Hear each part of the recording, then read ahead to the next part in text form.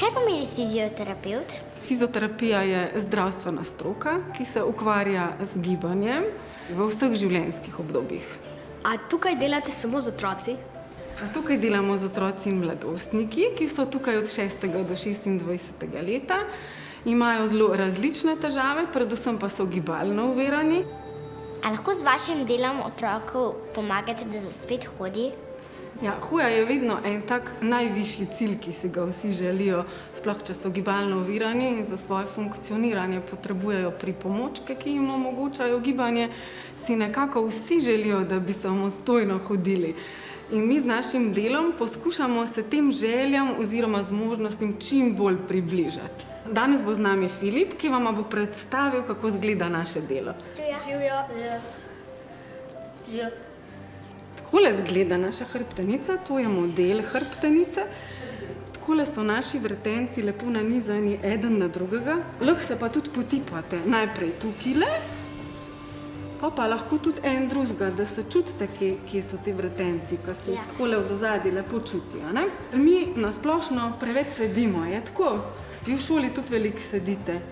Je zelo pomembno, kako se držimo in da imamo lepo pravilno držo, ker drugače se naše mišice začnejo na eni strani mogoče malo krajšati, pa na drugi se podaljšujejo, pa potem nas malo potegne levo ali pa desno, pa nam nastanejo kakšne spremembe, ki niso lih prijetne. Ne? In takrat morate pol obiskati fizioterapevta, da vam pri tem pomaga.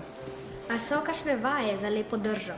Seveda, poznamo zelo veliko vaj za lepo držo, najprej pa moramo vedeti, kaj sploh lepa drža je. Tako da jaz predlagam, da mi tukaj se lepo usedemo, pa začutimo na sebi, kako je tisto najbolj pravilno. Ja. Kako pa moram sedeti? Če pogledaš Filipa, on ima tukaj kot v kolku 90 in v koleno 90 in njegova stopala so položena na tla. Zdaj se pa tukaj, se pravi, ko sedimo, noge imamo oprte, poravnano medenico, zdaj se pa še zgoraj poravnamo. Tako, da rame damo nazaj, važno je, da jih ne tiščimo k ušesom, ampak da imamo sproščene in poravnamo glavo. Medenico sva rekla, damo nek sredinski položaj, da lepo na sednicah sediš, tukaj gor se poravnaš in rame imaš lepo sproščene. Odlično! Ok, medenica poravnana in rame sproščene.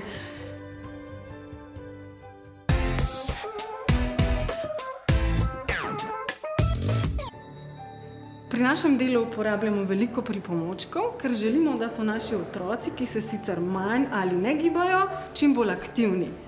Pa nam bo o tem malo več povedala še Helena. Poznate kakšen pripomoček za gibanje? Tega zagotovo, ne? Če si kdo kaj zlomil nogice. Pa imamo pa še bolj kompleksne, recimo bergle z malo več upora. Če recimo otrok ali mladostnik je zanj tale berglica prezahtevna, imamo tele z malo več upora. Potem za tale, ki že so malo manj zmožni hoje, imamo hodulice, razne. Potem za tiste, ki pa že zelo težko hodijo, pa sploh ne zmorejo hoditi, pa uporabljamo invalidski voziček. Zakaj pa to uporabljamo? Prej ste z Katjo govorili o pravilni telesni drži, pokazala vam je nekaj vaj. Če pa pride recimo do hujših sprememb hrbtenice, ukrivljenosti, je pa to steznik, ki omogoča poravnavo. Mogoče Filip lahko pove, zakaj se to uporablja? Za stoja, ne? Ja, da stoja. Za tisti, ki ne morejo stati, lahko tudi pri pouku stojijo, ne? Ali pa v terapiji. Kaj moram pa tu početi?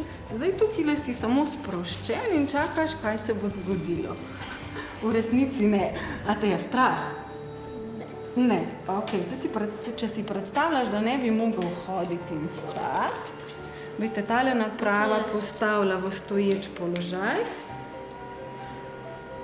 ki je pomemben zato, da so tvoje noge, kljub temu, da jih ne zmoreš uporabljati, naprimer, da so obremenjene, da se ne zgublja kostna gostota in da ne pride do nekih nezaželenih spontanih zlomov. Obenem je pa to tudi super za tvoje obtočila in dihala. V redu? Das, Filip? Dovolj? Tako se lepo namestiš, nogice smo ti lepo namestili, kolenčka, stopala morajo biti v pravilnejšem položaju. ima različne nastavitve in se potem tudi stojke čisto lepo luštno nastavijo vsakemu otroku, tako da njemu ustrezajo. Kako nam pa kužek pomaga na terapiji? Kužek naredi nekaj, kar jaz ne znam in ne zmorem.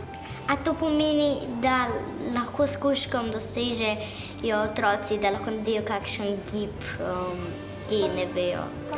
Mogoče, ko sploh niso vedeli, da to zmorejo, jim kuža pri tem pomaga, da kar naenkrat pozabijo, da jih mogoče kaj boli ali pa da česa ne zmorejo, pa se še bolj potrudijo, kot se sicer.